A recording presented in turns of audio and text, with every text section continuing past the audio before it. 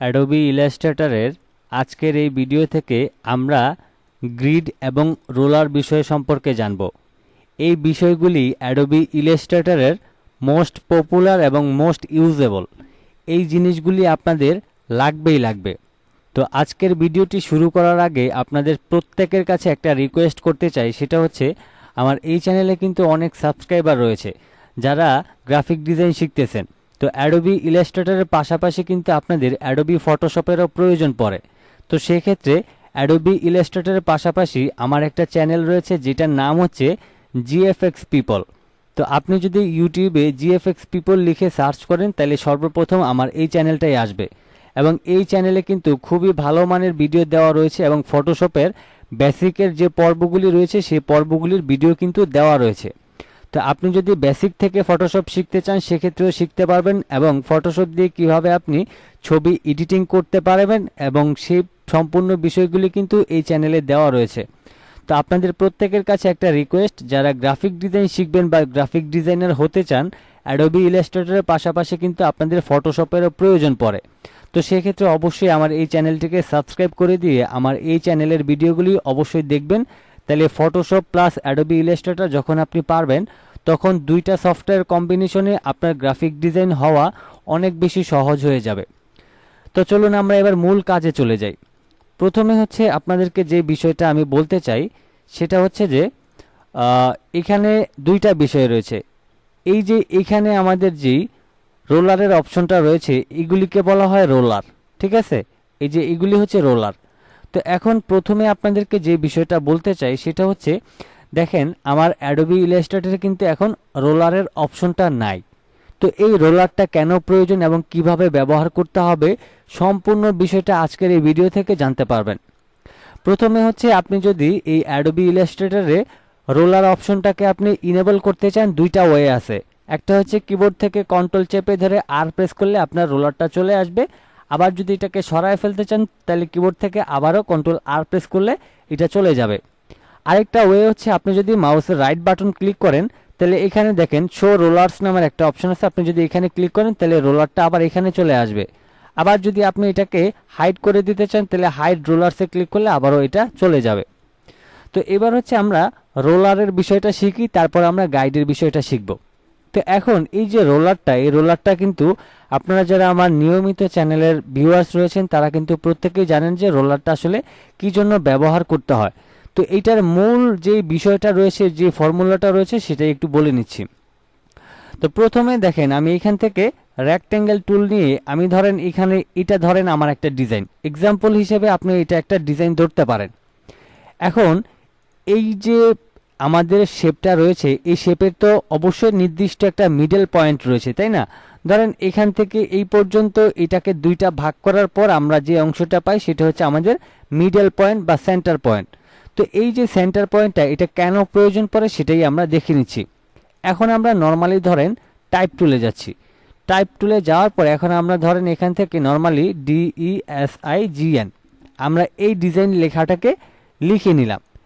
এখন ডিজাইনের স্বার্থে এবং ডিজাইনের সুবিধার্থে এবং ডিজাইনের সৌন্দর্য বাড়ানোর জন্য আমরা চাচ্ছি এই যে আমাদের লেখাটা রয়েছে এই লেখাটা এই শেপের একদম মাঝখান বরাবর এনে আমাদের এই নিচের অংশে বসাতে। তো আপনি যদি নর্মালি ধরেন এটাকে টেনে এইভাবে করে বসান তো এটা কি আমাদের মিডল হইল না একটা পাশ হয়ে গেল সেটা কিন্তু আমরা বুঝতে পারতেছি না। খালি চোখে মনে হচ্ছে যে হ্যাঁ এই পাশটাতে একটু কম রয়েছে এবং এই পাশটাতে বেশি রয়েছে। আবার যখন আপনি এই পাশটাতে একটু টেনে দেবেন তখন মনে হবে যে এই পাশটা মনে হয় বেশি রয়েছে, আবার এই পাশটা মনে হয় কম রয়েছে। আবার এই রকমটাও হইতে পারে আপনি এই যে লেখাটাকে এখানে যে রেখেছেন এইটা হয়তোবা এখানে 5 সেন্টিমিটার বা 10 সেন্টিমিটার এদিক সেদিক হতে পারে, যেটা আমরা খালি চোখে মনে হচ্ছে যে মিডল। তো এই যে কাজগুলি এইগুলিকে আসলে সৌন্দর্য বাড়ানোর জন্য এবং একদম সেন্টার পয়েন্টে বসানোর জন্য আমরা রোলারগুলি ব্যবহার করে থাকি। এখন রোলারের সুবিধাটা কিভাবে আমরা নিব সেটাই দেখে নিচ্ছি। তো প্রথমে দেখেন আপনার এই যে ডিজাইনটা রয়েছে এই ডিজাইনটা হচ্ছে আমাদের মেইন ডিজাইন। এখন আমরা এটাকে যেখানেই রাখি না কেন আমাদের এইটা থেকেই মিডল পয়েন্ট নিতে হবে। তো আমাদের ধরেন এটা ডিজাইন, এখন আমরা এটাকে সিলেক্ট করলাম। সিলেক্ট করার পর এখন দেখেন এখানে বেশ কিছু অপশন রয়েছে, তার মধ্যে সবচাইতে গুরুত্বপূর্ণ বিষয় হচ্ছে এই যে মাঝখানে একটা অ্যাঙ্কর পয়েন্ট দেখাইতেছে এইটা কিন্তু আমাদের এই শেপের মিডল পয়েন্ট। এখন আপনি বলতে পারেন এখানে ক্লিক দিলে তো আমরা মিডল পয়েন্টটা দেখেই নিতেছি, তাইলে আর আমাদের রোলার ব্যবহার করার দরকার কি? বাট আপনি যখন এই নিচের লেখা সিলেক্ট করতে যাবেন তখন কিন্তু আর এখানে দেখতে পাচ্ছেন না যে মিডল পয়েন্টটা কোনটা। এজন্যই মূলত রোলারটাকে ব্যবহার করতে হয়। তো এখন আমরা রোলারটাকে ব্যবহার করার জন্য প্রথমে আমরা এই শেপটাকে সিলেক্ট করলাম। এরপর এখানে যে আমাদের রোলারটা রয়েছে, মাউসের লেফট বাটনটাকে চেপে ধরে রেখে আপনি নর্মালি এইটাকে এই সেন্টারে এনে বসায় দিবেন। এখন বসায় দিলে আমরা যদি ফাঁকা জায়গায় ক্লিক করি বা এটাকে সিলেক্ট করি, তারপরেও কিন্তু আমরা বুঝতে পারতেছি আমাদের মিডল পয়েন্টটা হচ্ছে এটা। এখন আমরা যদি এই লেখাটাকে সিলেক্ট করি তাহলে দেখেন এই যে এইখানটা একটা সেন্টার পয়েন্ট দেখাচ্ছে। দেখেন আমাদের লেখাটা কিন্তু মনে হচ্ছিল যে সব দিক থেকে ঠিকই আছে, বাট এটাকে যদি আমরা জুম করি দেখেন এখানে কতটা গ্যাপ রয়েছে বা এটা এক দিকটাতে বেশি রয়েছে। তো এখন এই যে নিখুঁত যেই আমাদের কাজগুলি করতে হয় সেজন্যই আমরা আসলে এই রোলারগুলি ব্যবহার করে থাকি। তো এখন নর্মালি আমি এটাকে হালকা একটু এদিকটাতে টেনে দিব, অথবা চাইলে আমরা অ্যারো কি চেপে আমরা এটাকে মিডল পয়েন্ট করতে পারি।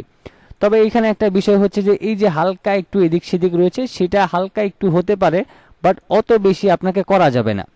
তো এখন দেখেন আমাদের এই যে রোলারটা রয়েছে, এই রোলার বরাবর কিন্তু আমাদের এই লেখাটা একদম মিডল পয়েন্টে রয়েছে, যেটাতে কোনো ধরনের সন্দেহ নাই।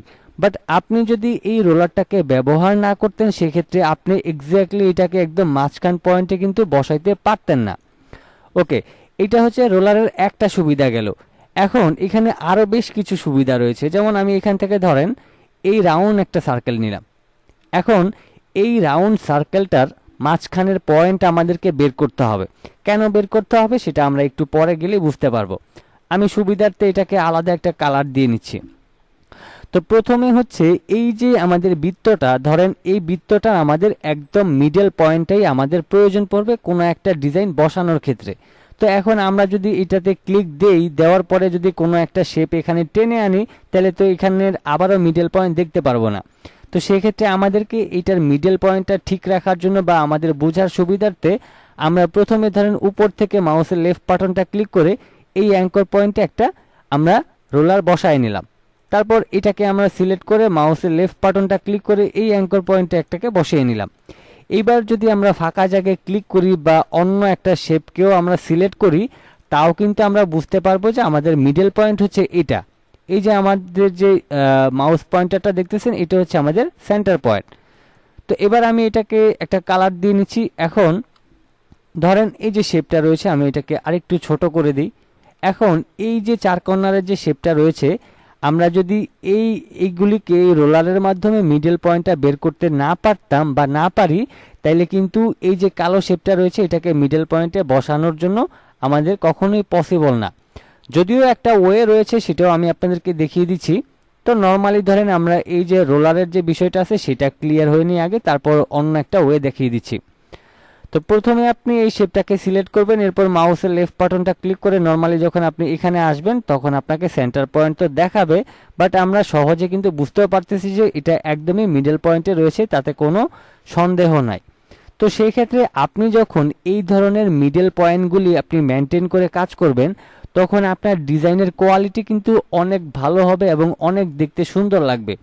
আর আপনি যদি এই শেপগুলিকে হালকা একটু এলোমেলো করেন, দেখেন এই যে কালো অংশটা কিন্তু এখন মিডল পয়েন্টে নাই, এটা দেখতেও কিন্তু ভালো লাগতেছে না।